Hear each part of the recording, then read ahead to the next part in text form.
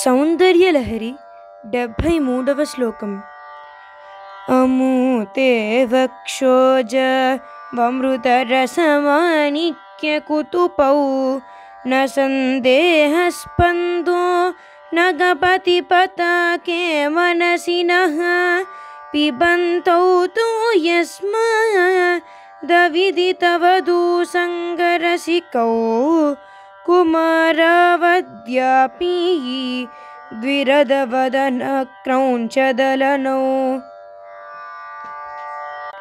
పార్వతీదేవి వక్షోజములు కెంపులచే చేయబడిన అమృత కలశములు కనుకనే శివజ్ఞానము అనే ఆమె స్తన్యము గ్రోడిన గజాననుడు కుమారస్వామి బాలురవలే ఉన్నారు. ఉపాసకులకు కూడా ఇంద్రియ విషయాలపై విరక్తి కలిగి బ్రహ్మజ్ఞానము కలుగుతుందని శంకరుల భావము.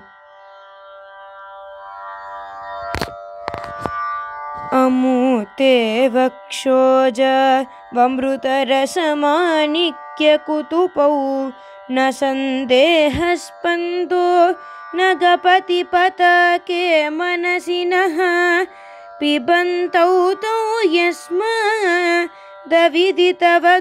సంగరసికౌ కుమారావద్యాపి ద్విరదవదన క్రౌంచదలనౌ. సౌందర్యలహరిలోని 73వ శ్లోకాన్ని ప్రతిరోజు 1000 సార్లు జపించి పాలు, తేనె, పంచదార, క్షీరాన్నం నైవేద్యంగా పెట్టాలి. తర్వాత గ్లాసులో నీళ్లు పిల్లల తల్లి చేత తాగించాలన్నమాట.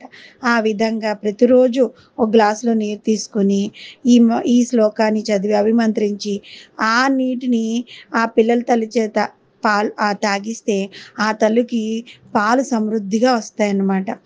ఈ నీళ్ళని మంత్రజపం చేసి వారి చేత తాగించాలి. ఈ విధంగా 8 రోజులు చేసిన తర్వాత ఎవరైతే ఈ తీర్థం తాగుతుంటారో ఆ పిల్ల తల్లికి పాలు సమృద్ధిగా వస్తాయి. ఇదే విధంగా జప పూజలు చేసి తీర్థం ఆవులకు తాగిచ్చారనుకోండి, ఆవు కూడా పాలు సమృద్ధిగా ఇస్తుంది. శ్రీమాత్రే నమః.